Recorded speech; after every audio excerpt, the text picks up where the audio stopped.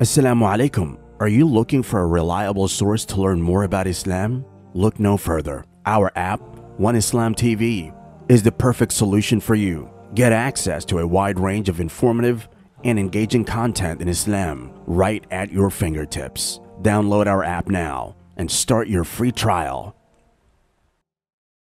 What used to be arrogance can now be called self-care. What used to be bad akhlaq can now be called drawing a boundary. What used to, what used to be telling, somebody's telling you a harsh truth. وَتَوَاصَوْا بِالْحَقِّ. Meaning you're telling somebody a truth that maybe they don't want to hear, but they need to hear it. You say, this is gaslighting. I'm being gaslit. So now what we do is we take psychology and we actually undermine some of the most important experiences in our lives, because the ultimate thing is I need to feel good. Anything that gets in the way of me feeling good is bad for my psychology. But I wanted to turn this conversation briefly towards something else. I wanted to turn it towards a new science that took hold of the world in the last 100 to 150 years, and that's the science of psychology. Before psychology, when a human being experienced difficulty emotionally, they went through a tough experience, or they wanted to overcome their sadness and their grief, for example, right? They would turn towards religion before psychology. Or they would turn towards philosophy, because philosophy asked the question, what is pain? Why is there suffering in the world? What is this world all about, right? Philosophers try to answer this question. So this doesn't matter what religion, people turn towards religion to answer their questions of the things that were troubling them in their heart. But then philosophy and even the spiritual study of psychology, spirituality, they basically got replaced slowly with this new thing we now call psychology. And a psychology is an attempt to understand ourselves, understand our deepest thoughts, understand our subconscious, understand our emotions, understand other people's behavior, our own behavior, right? You people go to a therapist and say, why do I get so angry all the time? Why can't I stop crying? Why do people treat me this way? Etc., etc. And, I'm a student of psychology myself, and I can tell you, it's a very elaborate science. It's an exhaustive study. It's not just one subject. It's actually multiple departments: social psychology, personality psychology, abnormal psychology. These are worlds within worlds within worlds. And people have dedicated entire academic careers to exploring more and more areas of psychology. All of it, by the way, is connected to something in the Quran. Allah said, "Sadurihim ayatina fil afaqi wa fi anfusihim." We'll show them our ayat inside themselves. And what is psychology doing? It's an exploration of the self. That's what it is. But it fundamentally removes God from the equation. Now, like I said, science without purpose can give you chemical weapons, can give you addictive drugs. Psychology with the removal of purpose, removal of Allah from the equation, what does it give you? Something has to be there that is the ultimate truth. And for what happened in the world of psychology, and what's even crazier is not just in the academic psychology, because of social media, something else happened before I get to my observations, and that is that in any subject, let's say physics, any subject, let's say mechanics, there are people that actually know mechanics, they actually know physics, and those are professors and PhDs and researchers, but they don't have a YouTube page. But there's an 18-year-old who's read a couple of books on it, and he's got 5 million followers on his YouTube page, and he's a much more popular content producer on physics, even though some of his physics is a joke. If academics actually looked at his work, they'd say, what is this? But he's got more followers because now you can present content in a more interesting way, even if it's not well researched, and it will sound convincing, right? So what happened with the world of psychology? There is PhDs and research and analysis and books, and then there are people who come up with their own content, and they'll come up and say, let me tell you what a narcissist is. Let me tell you what a toxic person is. Let me tell you how to draw boundaries. Let me tell you about trauma. And you've got these people that just became self-diagnosing. And now these terms became popular among even the Muslim community. Now you have a young man saying, my father's so toxic. He's always gaslighting me. I need to draw some boundaries between myself and my dad. because he's really getting in my emotional space and I need some healing. And I need to have some self-care. So what used to be arrogance can now be called self-care. What used to be bad akhlaq can now be called drawing a boundary. What used to, what used to be telling, somebody's telling you a harsh truth. وَتَوَاصَوْا بِالْحَقِّ. Meaning you're telling somebody a truth that maybe they don't want to hear, but they need to hear it. You say, this is gaslighting. I'm being gaslit. So now what we do is we take psychology and we actually undermine some of the most important experiences in our lives, because the ultimate thing is I need to feel good. Anything that gets in the way of me feeling good is bad for my psychology. So the ultimate goal is to keep yourself happy. Anything gets in that way, it's toxic, it's narcissistic, this person is narcissistic, they're not drawing their out boundary. I'm being triggered. You're being triggered. What does the Quran say about that? What happens when you have and by the way, I'm not dismissing somebody having a traumatic experience. I don't dismiss that there's such a thing as narcissism. These things exist. What I'm saying is we have turned them into weaponized terms. We don't even understand them ourselves. And it's actually starting to impact the way we think about our own religion. We're not even contemplating how many of these concepts violate principles of the Quran. Direct principles of the Quran. I'll just give you one example. In Surah Al-Tahabun, Allah Azza wa Jalla said, and this is what I recited at the beginning of this khutbah, Allah said, مَا أَصَابَ مِن مُصِيبَةٍ إِلَّا بِإِذْنِ اللَّهِ. Whatever calamity happened to you, whatever struck, any kind of calamity that struck, somebody got in a car accident, somebody got diagnosed with a disease, somebody's family member passed away, somebody lost a job, somebody got into a fight with their spouse and they're getting divorced, somebody, ran away from home, somebody, they don't want to deal with their family anymore, so they blocked every number and now they're just gone forever.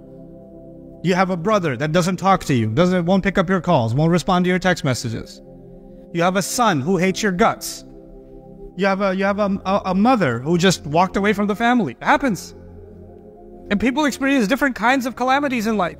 مَا أَصَابَ مِن مُصِيبَةٍ إِلَّا بِإِذْنِ. The first thing Allah says, nothing struck anyone ever except that Allah allowed that to happen. Number one. But then the question is, why did Allah allow something so terrible to happen? Why would that happen? And Allah says sometimes, in this ayah, there are many ayat on this, but this ayah, Allah teaches us a powerful lesson. He says, وَمَن يُؤْمِن بِاللَّهِ يَهْدِ قَلْبَهُ. Whoever truly has faith in Allah, Allah will guide that person's heart. Allah will guide their heart. And what is Allah saying? Allah is saying, my heart feels anxiety, my heart feels anger, my heart feels sadness, my heart feels frustration, my heart feels this person got away with something, they deserve justice, they got away with it. My heart feels that it was unfair, my heart feels unrest, my heart feels all of these things. But if I have iman in Allah, Allah will guide my heart through these negative emotions. Actually, some of those negative experiences are a test of my iman, and if I do have iman, Allah will guide my heart. In other words, I'm supposed to go through some of these difficult experiences to truly experience guidance. I have to go, and this will be the way my iman gets secured. And iman is the greatest asset a human being can have, because on Judgment Day, the only thing that matters, إِلَّا مَنْ أَتَى اللَّهَ بِقَلْبٍ سَلِيمٍ. The only people, nothing will be of any benefit except people who come before Allah and they have a good heart. And the only way to have a good heart is to have iman in that heart. And the only way to have iman in that heart is Allah will guide that heart. And the only way that heart to be guided is to go through a tough experience and hold on to your faith anyway. And not let that be shaken. And you stay the course. So this is a remarkable thing Allah has said. In this ayah, Allah is telling us to face a traumatic experience, to face it, to deal with it, but deal with it with faith and not let it change you. And this is why the best people that ever lived, the prophets themselves, every one of them are victims of trauma, if you want to use psychological terms. Every one of them were surrounded by toxic people. Every one of them had their boundaries crossed. Every one of them. Every last one of them had to experience Narcissism. Isn't it? Didn't Ibrahim alayhi salam have a toxic father? Didn't Yusuf alayhi salam have narcissistic brothers? Didn't they? You know, isn't he a victim of family abuse? Wasn't he being gaslit when he was being called a thief? Isn't this what was happening to them? Even Ibrahim alayhi salam, when he's being expelled from his own home, you know, he turns back to his father and he uses Ya Abati. He turns, my beloved father. He turns to his father and says, Dad, I still love you. You may not be good to me, but that doesn't mean I will no longer be good to you. And I'll still pray for you to be forgiven. La astaghfiranna lak. I'll pray for you still. You know, because maybe Allah will turn your heart. I can't do anything about it. I have to leave now. That's okay. But I still care about you. He doesn't say, you know what? You are a narcissist. You are a toxic person. I'm glad now there's a distance between us. I need to keep you away from my own personal healing. This is not his attitude. This is not his approach. What we have done is we have created, and these judgments, these labels, they are against the fundamental teachings of our deen. And I'll leave you one last, especially within our families. Okay, you could have an argument between husband and wife. Happens. Okay, don't raise your hand. But if you have an argument, husband and wife, and one of you says, you know, you're such an abuser. You're such a gaslighter. Instead of, what does the deen tell us to say? وَقُلْ لِعِبَادِي يَقُولُ الَّتِي هِيَ أَحْسَنُ إِنَّ الشَّيْطَانَ يَنزَغُ بَيْنَكُمْ. Allah says that tell my servants, say something that is better and more beautiful. Because shaitan will try to cause friction between you, chaos between you, discord between you. If there's an argument happening and you hear something painful, you could respond with something that will make things worse. You can also respond with something that can change the direction of the conversation towards something better. Allah is not telling you to walk away from the conversation. Allah is telling you to deal with the conversation. If the conversation is completely out of hand, Allah is saying, إِذَا خَاطَبَهُمُ الْجَاهِلُونَ قَالُوا سَلَامًا. When the ignorant address them, they walk away peacefully. They say peace. They don't walk away stormed out. They walk away peacefully.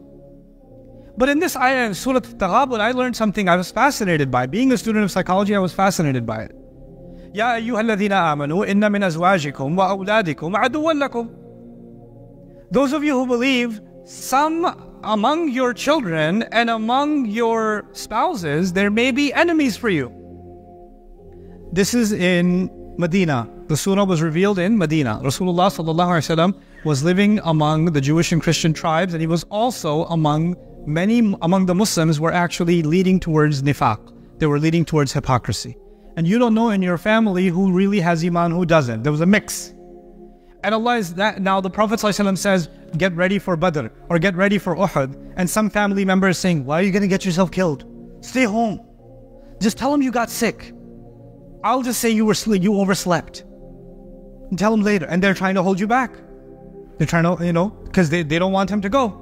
Why do you have to go every morning at Fajr? Can you just stay? And they're having these conversations. And Allah Azza wa Jal tells him that there may be among you so people that the family is so extreme that they might even be enemies for you. That extreme. I mean, you don't use this ayah and go home and say, now I know what you are to me. إِنَّ مِنْ أَزْوَاجِكُمْ وَأَوْلَادِكُمْ عَدُوًّا لَكُمْ. No, it's not. This is an extreme case. These are extreme cases. The word adu is not used lightly in the Quran. Okay, but this is the extreme case. Fine, an extreme case can exist. An extreme case where your own spouse and your own children, according to Allah, are what? An enemy. What do you do in the extreme case? Well, what you do from the pop psychology perspective, the Instagram psychologist can tell you what you do in such extreme cases is you draw some boundaries and you walk away and you heal yourself and you declare them abusers and all this stuff. And what does the Quran say? وَإِن تَعْفُوا وَتَصْفَحُوا وَتَغْفِرُوا فَإِنَّ اللَّهَ غَفُورٌ رَحِيمٌ. Okay, and if you can forgive, if you can overlook, you can cover their mistakes. Okay, at one point they became really aggressive, but now they're really sorry about that. Don't bring it up again. Tasfahu. Safaha means to turn the page from safha. Turn the page. You know what that means? I remember what you did last year. You remember? I still remember those words. Do you remember what you said? That's not tasfahu. I'm still traumatized about that. Let me repeat it again as if it happened right. I didn't say it again. No, but it still hurts me though. I'm still traumatized. Therefore, I need to do dhikr of that all the time. I need to give you a khutbah about that all the time. Allah says if you can just turn the page, then Allah is forgiving too. Maybe things will reconcile. Even in the worst case, there's room for reconciliation. There's room to make things better. But if the hearts are not, if you're too absorbed in yourself, you're not going to look for a solution. The only thing that you want to serve is your wishes. And so this is the last thing I will share with you. The direction that psychology is going in now, pop psychology, reminds me of the ayah of Surah Al-Jathiyah. أَرَأَيْتَ مَنِ اتَّخَذَ إِلَهَهُ هَوَاهُ وَأَضَلَّهُ اللَّهُ عَلَى عِلْمٍ. Did you see someone who takes their feeling, their empty feeling, and they turn it into their God? Their God has become their feeling. And Allah allows this person to be misguided even though they have knowledge. عَلَى عِلْمٍ. They can know, they can be a PhD, they can be a doctor, they can be a professional, but they are being led by their emotions. And they give themselves a new diagnosis and give other people a diagnosis depending on how they make them feel. Today you're a narcissist, tomorrow you're an abuser, the next day you're a toxic person, the next day you're this, the next day you're depressed, the next day you're, you have attachment issues. You just throw out these diagnoses, label people. أَضَلَّهُ اللَّهُ عَلَى عِلْمٍ وَخَتَمَ عَلَى سَمْعِهِ وَجَعَلَ. So Allah says, and this kind of a person, Allah will put a ceiling on their hearing. You know what that means? That means it doesn't matter if you try to reason with them, you cannot reason with people who live by emotions. Many of you have experienced this. When people are living by their emotions, if you're trying to be logical, it's like talking to a wall. But I feel. The feeling that's the God. خَتَمَ عَلَى سَمْعِهِ وَجَعَلَ عَلَى قَلْبِهِ غِشَاوَةً.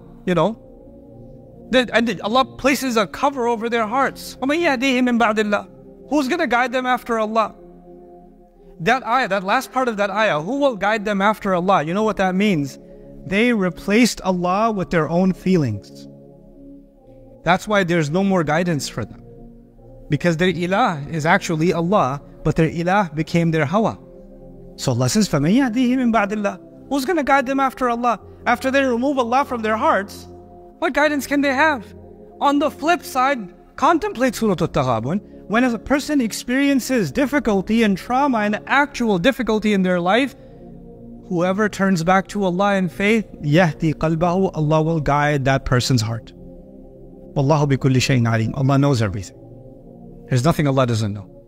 May Allah Azza wa Jal guide our hearts and not allow us to become, worshippers of our own feelings, and actually remain worshippers of Allah in the depths of our hearts. And may Allah not make us of those who easily pass judgment on others unjustifiably. I know the khutbah is already over, but one last thing I will share with you. We cannot judge another person's heart in Islam. I cannot point at you and say, you're a munafiq, you have nifaq in your heart. I can't do it. But there's no way for me to know. Even Allah did not let Musa know if Fir'aun has kufr in his heart or not. لَعَلَّهُ يَذَّكَّرْ أَوْ يَخْشَى. Go talk to him nicely. قُولَ لَهُ قَوْلًا لَيِّنًا. Both of you go talk to him nicely. Maybe he'll get reminder. Maybe there's some part of his heart that can benefit from a reminder. You don't know. Ya Allah, it's Fir'aun. He kills babies. Come on. The guy's heart is made of some kind of special stone that will never crack. No. You don't know. You don't get to know. This is Allah telling Musa alayhi salam about Fir'aun. So I cannot judge another person's heart, but in this new psychology, I can easily judge another person's heart. The moment I call somebody a narcissist, I'm judging them for their arrogance.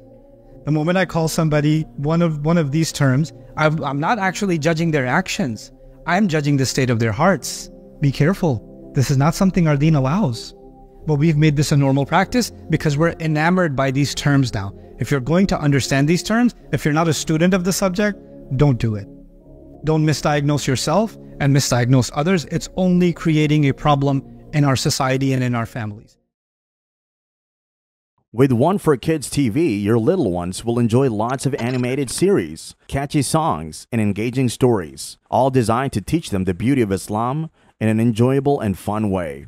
Our content will inspire and entertain your children while increasing their love for Allah and His Prophet Sallallahu Alaihi Wasallam. Download the One for Kids TV app now from the Apple, Google, and Amazon stores today.